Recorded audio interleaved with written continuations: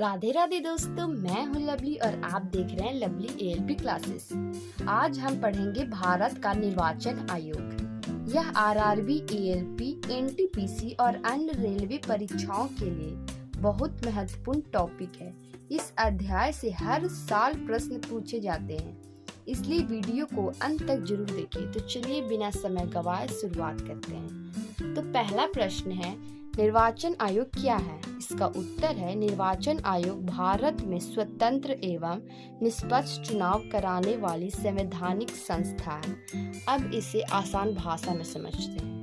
दोस्तों, भारत में लोकसभा, राज्यसभा, राष्ट्रपति, उपराष्ट्रपति और विधानसभा के चुनाव निष्पक्ष तरीके से कराने का कार्य निर्वाचन आयोग करता है।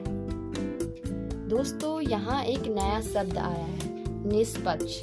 निष्पक्ष का अर्थ है बिना किसी पक्षपात के सभी के साथ समान व्यवहार करना। अब इसे एक उदाहरण से समझते हैं। जैसे स्कूल में मॉनिटर का चुनाव ईमानदारी से कराया जाता है, उसी प्रकार पूरे देश में चुनाव निर्वाचन आयोग कराता है। अब दूसरा प्रश्न है, निर्वाचन आयोग का गठन किस अनुच्छेद के अंतर्गत किया गया है? इसका उत्तर है अनुच्छेद 324। दोस्तों, संविधान का अनुच्छेद 324 निर्वाचन आयोग से संबंधित सबसे महत्वपूर्ण अनुच्छेद है। याद रखिए, निर्वाचन आयोग अनुच्छेद 324।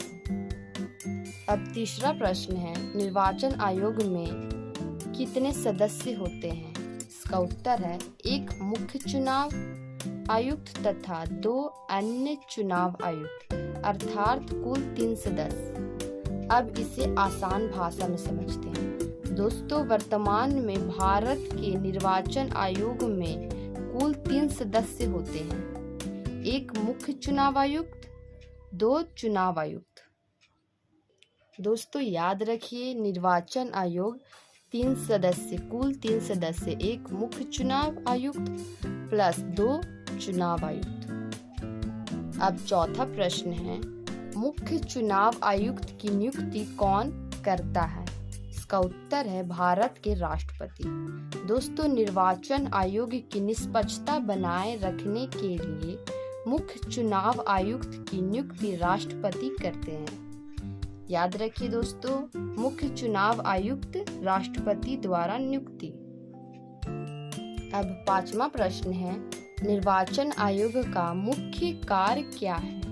इसका उत्तर है, देश में स्वतंत्र एवं निष्पक्ष चुनाव कराना।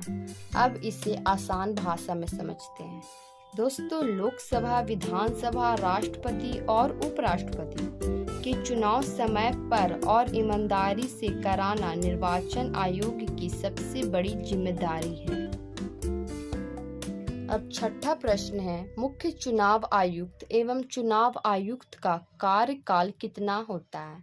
इसका उत्तर है, मुख्य चुनाव आयुक्त एवं चुनाव आयुक्त का कार्यकाल 6 वर्ष या 65 वर्ष की आयु जो पहले हो। दोस्तों, यहाँ एक बात ध्यान रखिए, जो पहले हो का मतलब है कि अगर 6 वर्ष पूरे हो जाएं तो कार्यकाल समाप्त हो जाएगा, लेकिन अगर 6 वर्ष पूरे होने से पहले ही 65 वर्ष की आयु हो जाए तो 65 वर्ष की आयु पर ही कार्यकाल समाप्त हो जाएगा। इसलिए उत्तर है 6 वर्ष या 65 वर्ष की आयु जो पहले हो। दोस्तों, अब इसे एक उदाहरण से समझते हैं। यदि नियुक्ति 50 वर्ष की आयु में हुई तो 6 वर्ष बाद 56 वर्ष कार्यकाल समाप्त होगा। 7वां प्रश्न है, निर्वाचन आयोग कौन कौन से चुनाव कराता है? इसका उत्तर है, लोकसभा, राज्यसभा, राष्ट्रपति, उपराष्ट्रपति तथा विधानसभा के चुनाव। अब इसे आसान भाषा में समझते हैं। दोस्तों, देश में जब भी इन पदों के लिए चुनाव होते हैं, उनकी पूरी व्यवस्था निर्वाचन आयोग करता है। अब इसे एक उदाहरण से समझते हैं। जैसे पूरे भारत में होने वाली लोकसभा चुनाव निर्वाचन आयोग की देखरेख में कराए जाते हैं। अब 8वां प्रश्न है, निर्वाचन आयोग किस प्रकार की संस्था है?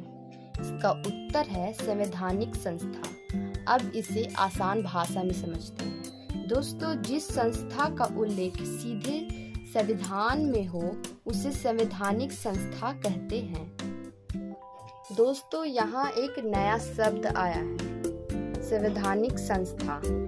इसका अर्थ है कि ऐसे संस्था जिनका गठन संविधान द्वारा किया गया हो।